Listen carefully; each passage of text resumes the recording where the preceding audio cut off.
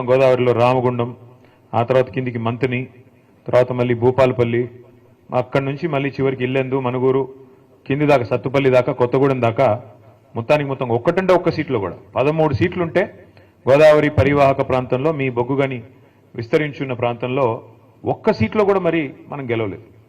దానివల్ల డెఫినెట్గా మేము కూడా ఆలోచనలు పడ్డాం పార్టీగా, అరే ఇట్లెట్లా జరిగింది, గతంలో ఎంతోమంది ముఖ్యమంత్రులు ఎన్నో ప్రభుత్వాలు హామీలు ఇచ్చి నెరవేర్చలేదు, అట్లాంటిది వారసత్వ ఉద్యోగం అనే ఒక ఇమోషనల్ అంశం, దాన్ని కూడా నిలబెట్టుకున్నాము. ఇచ్చిన 10 హామీల్లో 8 పూర్తిగా చేయగలిగాము, 2 పాక్షికంగా అయినాయి. అయినప్పటికీ మరి కార్మికులు ఈ రకంగా ఎందుకు మనకు మద్దతు పలకలేదు అనే ఒక ఆలోచన మాత్రం పార్టీలో ఆనాడు కలిగింది. అప్పటికే ఎదురు దెబ్బ తగిలింది మనకు 2023 డిసెంబర్ ఎన్నికల్లో. తదనంతరం వచ్చిన గుర్తింపు సంఘం ఎన్నికల్లో కూడా మనం ఎందుకు యాక్టివ్గా పార్టిసిపేట్ చేయలేదంటే నిజానికి మేము కూడా మదనపడ్డాం. కార్మిక సంఘం పెట్టడం వల్ల లాభం అయిందా, నష్టం అయిందా, కార్మిక సంఘంలో ఉండే పంచాయతీలు ఏమైనా పార్టీ మీద ప్రభావం చూపినాయా, అందులో ఉండే అంతర్గత రాజకీయాలు, ఎందుకంటే ట్రేడ్ యూనియన్ అంటేనే చాలా ఉంటాయి పాలిటిక్స్, దానివల్ల కూడా ఏమైనా నష్టం అయిందా మెయిన్ పార్టీకి అని చెప్పి కొంత మదనపడ్డాం. అందుకే మరి జరిగిన గుర్తింపు సంఘం ఎన్నికల్లో ఆ తర్వాత నిజానికి అంత క్రియాశీలంగా పార్టీ పనిచేయలేదు. అయినప్పటికీ మనుగురులో నేను మిమ్మల్ని అభినందిస్తా ఉన్నా, 24 ఓట్లతో మాత్రమే మీరు ఓడిపోయారు తప్ప నిజానికి మీరు ఓడిపోలేదు. పార్టీ ఆనాడు పూర్తిగా మద్దతు పలకపోయినా, క్రియాశీలంగా లేకపోయినా, మీ అంతటా మీరుగా కేసీఆర్ గారి మీద ప్రేమతో, తెలంగాణ బొగ్గుగని కార్మిక సంఘం మీద ప్రేమతో అద్భుతంగా పనిచేసి విజయ పంచులని ముద్దాడినందుకు మనుగూరులో ముఖ్యంగా మీ అందరిని నేను అభినందిస్తా ఉన్నాను. అయితే ఈ రోజున్న పరిస్థితి సరిగ్గా 21 నెలలు, మరి దాదాపు ఇంకో 2 రోజులు అయితే ఇంకో 7వ తారీఖు వచ్చిందంటే ఈ ప్రభుత్వం వచ్చి 21 నెలలు దాటి 22 నెలల్లోకి అడుగు పెడుతుంది. ఏం జరిగింది అని ఒకసారి ఆలోచించుకుంటే 21-22 నెలల్లో తెలంగాణలో ఒకటి మాత్రం స్పష్టంగా కనబడతా ఉన్నది. మీరు ఇవాళ ఏ మనిషినైనా అడగండి, తెలంగాణలో ఫలానా వర్గం అని కానీ, ఫలానా కులం అని కానీ, ఫలానా మతం అని కానీ లేదు, ఫలానా వృత్తి అని కూడా లేదు. ఏ ఒక్కరిని మీరు తట్టి అడిగినా ఎట్లా ఉంది ప్రభుత్వం అని అడిగితే అందరూ స్ట్రెయిట్గా ఒక్కటే మాట చెప్తున్నారు, అప్పుడే బాగుంది, ఆనాడు కేసీఆర్ గారు ఉన్నప్పుడే బాగుండేది, ఈ ప్రభుత్వం వచ్చినాక అంత అగమ్యగోచరంగా ఉంది అనే మాట ఇవాళ ప్రతి ఒక్క మనిషి నుండి కూడా వినబడతా ఉంది. ముఖ్యంగా నేను గమనిస్తా ఉన్నది రైతుల్లో. ఇప్పుడే నేను కాంతారావు గారిని అడుగుతా ఉన్నా, అన్న మరి కొత్తగూడెం జిల్లాలో యూరియా సమస్య ఎట్లా ఉంది, యూరియా ఉందా, సమస్య లేదా అంటే భయంకరంగా ఉందన్న, యూరియా సమస్య కాదు, సంక్షోభం, అది ఆ స్థాయిలో భయంకరంగా ఉంది, రాష్ట్ర వ్యాప్తంగా ఉన్నట్టే మా దగ్గర కూడా తీవ్రంగా రాత్రికే వచ్చి లైన్లు కడుతున్నారు, ఉదయం 3 గంటలకు వస్తున్నారు, చివరి కొంతమంది అక్కడనే పడుకుంటున్నారు, ఆ పరిస్థితి వచ్చింది. ఎన్నికలకు ముందేమో హామీల జాతర, ఎన్నికల తర్వాత ఏమో చెప్పుల జాతర అన్నట్టుగా ఇవాళ ఏ పిఎస్సిఎస్ కేంద్రం దగ్గర పోయినా, ఏ సొసైటీ కేంద్రం కాడికి పోయినా చెప్పులు వరుసలో భయంకరంగా కనబడతా ఉన్నాయి. కానీ ఒక్క మాటకు మాత్రం మనం ఒప్పుకోవాలని చెప్తున్నాడు ఇప్పుడే కాంతారావు గారు. ఏంది అదంటే అన్నాడు రేవంత్ రెడ్డి గారు నిజాయితీగా ముందే చెప్పాడన్నా, ఆనాటి రోజులు తిరిగి తెస్తానన్నాడు, నిజంగానే తెచ్చాడు. ఆనాడు కాంగ్రెస్ పాలనలో ఏ రోజులైతే ఉండేదో ఆ రోజులు మళ్ళీ తెచ్చాడు. మళ్ళీ కరెంట్ సరిగ్గా రావట్లేదు, మళ్ళీ మోటార్లు కాలిపోతున్నాయి, మళ్ళీ ట్రాన్స్ఫార్మర్లు వెళ్ళిపోతా ఉన్నాయి, మళ్ళీ రైతులు చెప్పుల జాతర పెట్టి పరిస్థితి వచ్చింది. వాస్తవంగా చెప్పాలంటే ఆయన నిజాయితీ గల మోసగాడన్నా రేవంత్ రెడ్డి గారు, నిజాయితీగా మోసం చేశాడు, చెప్పి మరీ చేశాడు. ప్రజలు ఆయన చెప్పాడు, ఎలక్షన్లకు ముందే చెప్పాడు, ఆయన కొత్తగా ఈరోజు చెప్తలేడు. రేవంత్ రెడ్డి గారు నిజాయితీగానే మోసం చేసిండు. ఆయన అన్నాడు ప్రజలు మా చేతుల్లో మోసపోవాలనే కోరుకుంటారు, మీరు చూసే ఉంటారు ఆ వీడియో. మరి వాళ్ళు మోసం చేయాలంటే వాళ్ళకి మాట ఇవ్వాలి, మోసం చేయాలి, అదే మేము నేర్చుకున్నామని చెప్పాడు, చేశాడు. నిజానికి మనం ఆనాడు కొంత ఓవర్ కాన్ఫిడెంట్గా కూడా పోయాం. కేసీఆర్ గారు ఆయన ప్రభుత్వం చేసిన పని 10 ఏళ్ల పాటు బహుశా భారతదేశంలో 78 సంవత్సరాల్లో ఎక్కడా కూడా ఏ ప్రభుత్వం కూడా అంత తీవ్ర స్థాయిలో 10 ఏళ్లలో ఇంత అద్భుతమైన ఫలితాలు సాధించలేదు. మీకు 2 చెప్తాను నేను.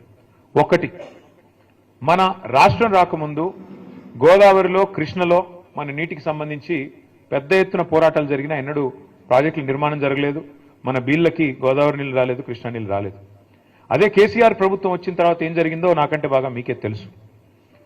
2014కి పూర్వం తెలంగాణ రాష్ట్రం, తెలంగాణ ప్రాంతం, ఆనాడు రాష్ట్రంగా లేదు కాబట్టి ప్రాంతం, భారతదేశంలో మన ర్యాంకు 2014లో 14వ ర్యాంకు. ఏది? వ్యవసాయ ఉత్పత్తుల్లో, వ్యవసాయ దిగుబడుల్లో, వ్యవసాయ ఉత్పత్తుల్లో, ముఖ్యంగా మన కాడ పండే వరిలో ఆనాడు మన ర్యాంకు 14. భారతదేశంలో 28 రాష్ట్రాలుంటే మనం సగంలో ఎక్కడో ఉన్నాం. అదే కేసీఆర్ గారి నాయకత్వంలో ఒకవైపు గోదావరిలో, మరొక వైపు కృష్ణానదిలో ప్రతి నీటి బొట్టును ఒడిసిపట్టి మీ ఖమ్మం జిల్లాలో సీతారాం అయితేనేమి, అట్లాగే మొత్తం ఉత్తర తెలంగాణలో గోదావరి నది మీద కాళేశ్వరం ప్రాజెక్ట్ అయితేనేమి, దక్షిణ తెలంగాణలో మరి పాలమూరు రంగారెడ్డి ఎత్తిపోతల పథకం అయితేనేమి, ఇట్లా ఒక్కొక్క నీటి బొట్టును ఒడిసి పట్టి మరి ఎట్లా మన వీళ్లకు మళ్లించాలని ఒక తపనతో చేసిన పని వల్ల మనం 14వ స్థానం నుంచి నంబర్ 1 స్థానానికి 2022వ సంవత్సరంలో చేరుకున్నాం. ఇది సామాన్యమైన ఫీట్ కాదు, ఏదో డైలాగులతోనో ఊగదంపుడు ఉపన్యాసాలతోనో అయిపోయే పని కాదు. మీకు అర్థం కావడం చెప్తా ఉన్నా. తెలంగాణలో జరిగిన ఎఫర్ట్ ఏంటి అంటే కేసీఆర్ నాయకత్వంలో తెలంగాణ భూభాగం కనుక మీరు ఒకసారి అధ్యయనం చేస్తే ఎట్లా ఉంటుందంటే, ఎందుకంటే మీరంతా ఆలోచన పరులు, 10 మందికి చెప్పగలిగిన శక్తి ఉన్న వాళ్ళు, ముఖ్యంగా కార్మిక సంఘాల్లో విస్తృతంగా పనిచేసేవాళ్ళు కాబట్టి మీకు ధారణా శక్తి కూడా ఎక్కువ ఉంటుంది. అందుకే నేను చెప్పే ప్రయత్నం చేస్తా ఉన్నాను. తెలంగాణ భూభాగం ఎట్లా ఉంటుంది అంటే మనకు సామాన్యుడి భాషలో అర్థం కావాలి అంటే ఇట్లా ఒక గుడిసె తరహాలో ఉంటుంది తెలంగాణ భూభాగం. ఒక గుడిసెలాగా ఈ షేప్లో ఉంటుంది. ఒక వరుస నుంచి గోదావరి, ఒక వరుస నుంచి కృష్ణ రెండు పారుతూ ఉంటాయి. గోదావరి మనకు సముద్ర మట్టానికి దాదాపు ఒక దగ్గర 80, ఒక దగ్గర 90, ఒక దగ్గర 100, ఒక దగ్గర 120 ఆ స్థాయిలో ఆ మీటర్లలో ప్రవహిస్తుంది. ఇంకోవైపు కృష్ణ కూడా 110, 120, 130, 140 ఆ స్థాయిలో ప్రవహిస్తుంది. ఇప్పుడు మనం ఎక్కడైతే కూర్చున్నామో గజ్వేల్, ఇది దాదాపు 600 మీటర్ల పైన ఉంటుంది. ఈ ప్లేస్ 600 మీటర్లు. పక్కనే మీరు వచ్చినప్పుడు కొండపోచమ్మ సాగర్ అనే రిజర్వాయర్ చూసింటారు. అది 618 మీటర్ల మీద ఉంటుంది ఆ రిజర్వాయర్. అట్లాగే హైదరాబాద్ మహానగరం 535 మీటర్ల మీద ఉంటుంది. కిందికి పోతే మిడ్ మానేర్ అనేది 350 మీటర్ల మీద ఉంటుంది. ఎందుకు చెప్తా ఉన్నా ఇదంతా అంటే, ఇప్పుడు మీరందరికీ వ్యవసాయం పట్ల కనుక అభిరుచి ఉన్నా, వ్యవసాయం పట్ల కనీసం అవగాహన ఉన్నా మీకు తెలుసు, ఒక రైతు తన పొలంలో బోర్వెల్ వేస్తే బోరుకు మరి గ్రౌండ్ వాటర్ లాగాల, భూమి అడుగులో ఉన్న నీళ్ళని పైకి లాగాలి అంటే బోరింగ్ వేసి, పైపింగ్ వేసి, కేసింగ్ వేసి మొత్తానికి మోటార్ పెట్టి నీళ్లు గుంజాల. 3 HP మోటారో 5 HP మోటారో ఇంకా పెద్ద మోటారో పెట్టి మొత్తాన్ని నీళ్లు లాగుతాం పైకి. అట్లాగే కేసీఆర్ గారు చేసిన ప్రయత్నం ఏంటి అంటే, తెలంగాణలో గోదావరిలో సమృద్ధిగా నీళ్లు ఎక్కడ దొరుకుతాయి అధ్యయనం చేసి మేడిగడ్డ అనే ప్రాంతంలో కాళేశ్వరం దగ్గర అక్కడైతే 365 రోజులు నీళ్లుంటాయి. తెలంగాణలో కరువు వచ్చినా ఇంకేం వచ్చినా అక్కడ మాత్రం నీళ్లు ఎప్పటికీ ఉంటాయనే ఆలోచనతో మేడిగడ్డ నుంచి అక్కడ 80 మీటర్లు గోదావరి ప్రవాహం, ఇక్కడ మనం కూర్చున్న కాడ 600 మీటర్లు, అక్కడి నుంచి నీళ్లు ఒడిసి పట్టి రోజుకి ఎన్ని నీళ్లు తెలుసా? మీరు హైదరాబాద్ చూసే ఉంటారు కదా అందరూ, ట్యాంక్ బండ్ చూసినారా? హుసేన్ సాగర్ ఉంది కదా, Hussain Sagar 1 TMC, Hussain Sagar capacity 1 TMC మొత్తం ఫుల్గా ఉంటాయి. ఈ రోజు కేసీఆర్ గారు చేసిన కాళేశ్వరం ప్రాజెక్టు వల్ల జరిగింది ఏమంటే, మేడిగడ్డ దగ్గర 80 మీటర్ల స్థాయి నుంచి 618 మీటర్లు ఉన్న కొండపోచమ్మ కాడికి రోజుకు 2 హుసేన్ సాగర్లు, ఒకటి కాదు 2 TMCల నీళ్లను తీసుకొచ్చే అద్భుతమైన ప్రాజెక్టు కాళేశ్వరం ప్రాజెక్టు. ఒక రైతు బావిలో మన పొలంలో బోర్వెల్ వేస్తే ఎట్లయితే నీళ్లు పైకి లాగుతామో మోటార్ పెట్టి, అట్లాగే మరి రోజుకు 2 హుసేన్ సాగర్లో బట్టి నీళ్లు పైకి తోడాలంటే ఒక బకెటేసి లాగలేం కదా. పెద్ద బాహుబలి మోటార్లు పెట్టి 140 మెగావాట్ల మోటార్ ఒక్కొక్కటి, అట్లాంటి 21 పంప్ హౌజ్లు, 19 సబ్స్టేషన్లు ఉన్నాయి కాళేశ్వరం సిస్టంలో. దానివల్ల అక్కడ గోదావరి 80 మీటర్ల నుంచి తీసుకొని ఒక్కొక్క స్టేజ్ ఎక్కిస్తూ మధ్యలో 300 మీటర్ల కాడికి మిడ్మానేర్ తెచ్చి అక్కడి నుంచి పైకి తెచ్చి అట్లా 15 రిజర్వాయర్లు, అట్లా 19 పంప్ హౌజ్లు, 21 సబ్స్టేషన్లు, 100 కిలోమీటర్ల గ్రావిటీ మన సొరంగ మార్గాలు, 1000 కిలోమీటర్ల గ్రావిటీ ఛానల్స్, ఇవన్నిటి సమాహారం కాళేశ్వరం. 3 బ్యారేజీలు, ఇవన్నిటి సమాహారం కాళేశ్వరం. అట్లాంటి ప్రాజెక్టు కాళేశ్వరం ప్రపంచంలోనే అతి పెద్ద లిఫ్ట్ ఇరిగేషన్ ప్రాజెక్ట్ ఎక్కడ ప్రపంచంలో, భారతదేశంలో కాదు, ఎక్కడ ఉంది అంటే మన తెలంగాణలో ఉంది. దాని పేరు కాళేశ్వరం. ఇవాళ కేసీఆర్ గారు చేసిన బృహత్ ప్రయత్నం వల్ల, భగీరథ సంకల్పం వల్ల, మరి అప్పుడెప్పుడో శివుడు గంగను భూమి నుంచి దివికి దింపారంటారు, ఇది ఆకాశం నుంచి కిందికి తీసుకొచ్చారంటారు.